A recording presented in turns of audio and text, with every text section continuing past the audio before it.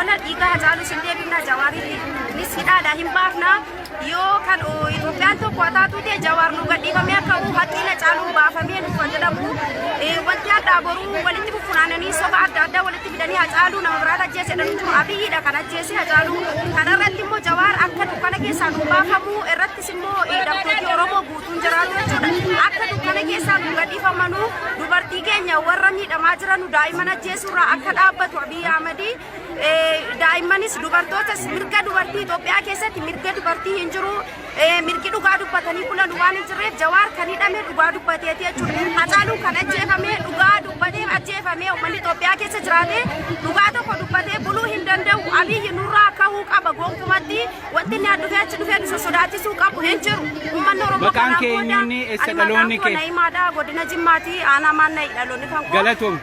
Kanaafuu Abiy waan sobee borillee uummanni Oromoo na amana jedhee addaan booda uummanni Oromoo Abiy amanuun waan hin jirredha. Galatoom. Kanaafi Jawaarii nuufa gadhiisu waan tokko irratti dhiini Hacaaluu nuufa barbaadamu kana lamaan qofa dhaammadha uummanni Oromoo nuufa gadhiifaman warri mana. Dhaloonni keessa? Hanan kadam jedhama dhaloonni Aggaaroo Raayii. Aggaaroo Raayii? Okay, itti fufi dhaamsa kee. Okay, an dhaamsin qabu warri hidhaman illee nuuf haayikamu jara du'eef. Dhugaase Oromiyaa keessatti najjeesama. Oromii fahaasuuf kan jedhe obboleessi kan koo namni Oromii fahaasee illee Finfinnee keessatti najjeesama nu jedhani jedhee obboleessi kan koo har'a leettiin haaseen ture Oromii fillee akka naasaamne godhaa jira jechuudha. Ifeen Oromii naasoo hin dandeenye nuti biyya abbaa keenyaa keessatti. Na wanti nu haasoo nu tokko hin jiru hundinuu riil godha malee isaanuma wanti nu jechuu barbaadu. Iyyannaan kan firii nuuf agadhan jara hidhaman dhugaa warri hiyyatu haa jiraatu. Biyyi kan keenya maal akka taanu qabnu wama ta'uu qabnu wallaallee kanaafuyyuu Jawaar nuuf haayikamu jarri hidhaman hundi jara nuuf haayikamu jara du'eef akkaataa godhamuu qabu.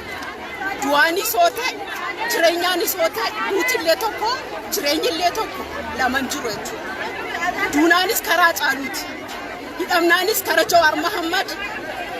Wanta kun jireenyummaa bilisummaadhaan kana wanti dhaan barbaadu yaa saba Oromoo Jimmaan keessa warri jirtan ispeeshaalii Jimmaan keessa warri jirtan oola dhagaa jiraatan hin sodaatina duuti laman jiru tokko shahiidiidha kun wanti ta'aa jiru hundi isaatu biyya abbaa keenya irratti galatoomaa isinillee. Mee sagalee ol qabaa eessaa dhuftanii maqaan keessan eenyunni? Maqaan koo Mushidaajii Adingalma godina Jimmaati. Okay. Dhaamsa qabdan warra maaliif asitti argamtanii? Mormii mootummaa abbaa irree sana mayyaatu kanaan. Okay, itti fufaa.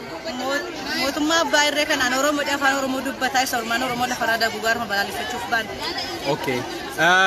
Miira maaliitu adda isinitti dhaga'ame? Kunoo dubartoonni heddumminaan argamanii jiru. Miidiyaan biyya Jarmaniillee asitti argamee jira. Sagaleen keessan ol qabamee dhaggeeffatamaa jira. Miira maalii maaltu isinitti dhaga'ame? Yaa akka addunyaan nu dhaga'ee uummata cuucaan akka Itoophiyaatti akka uummata Itoophiyaatti uummanni Oromoo dubartiin Oromoo cuucaan guddaa sarara gaamaara. Dubartiin abbaa manaa birattis daffaramaarti ilmoos garaatti baattee ituun dhalatiin ilmoos irraa baasaaranii dubartiin badaa daffaramaarti akka Oromootti.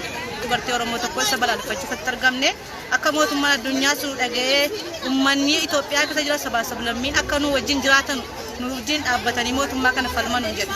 Galatoomaa hedduu. Ammas immoo akka dhaamsa ijoollee Jimmaatti mootummaa kana warri Liibii irratti ol ba'ee mootummaa kana deeggaruu dhaloota Jimma dhalate malee buna funaa dhufe malee uummata Oromoo qulqulluu bakka hin bu'u duutummaan Oromoo bakka jiru hundatti nulmaan Oromoo bakka kamii amantiin maaliin waliin qoonnu. Amantiidhaan maaliin waliin qoonnu. Amantiidhaanis maaliinis waliin qoonnu nama buna funaanuu dhufeeti Liibii irratti ol ba'ee mootummaa kana deeggaraadha malee immoo Oromoo nutsuu mitiin wal bira dhaabbanna uummanni musliimaa bakka jiru musliima ta'e Oromoo ta'e wal qabannee waliin jiraachuu qabna. Ayyoo galatama. Maqaan kiyya Suudiyaa Tamaam Abbaa Fixaa jedhama godina Aggaaroo. Dhaamsi ani har'a wanti nuti asitti argamnee fi nagummaa Oromootiif baanee saba keenya falmachuu fi baanee kanaafuu ani dhaamsi wanti ani Abiyyiif qabu mootummaan Tigree saba ofiitiif seenaa dalagee biyya ofiitti gala. Mootummaan kamtinuu saba ofiitiif seenaa dalagee biyya isaatti gala. Abiyyiin ammoo seenaa inni dalagan jiru biyyi inni keessatti galu hin jiru yoo inni bashaashatti gale bashaashaa keessa harkisnee baafnaan nuti Oromoon kanaafu inni gara saba ofii deebi'ee saba ofiitiif hojjechuu qaba inni mootummaa kamtu saba ofiitiif hojjete yoo miidhaan illee raga yoo irraa bu'e Wil je een bladsverhuizing van hier? Als ik ervoor gehen? هي مطرة بالفتح قلنا كل سنة الدورة عن سامي جاب الجميع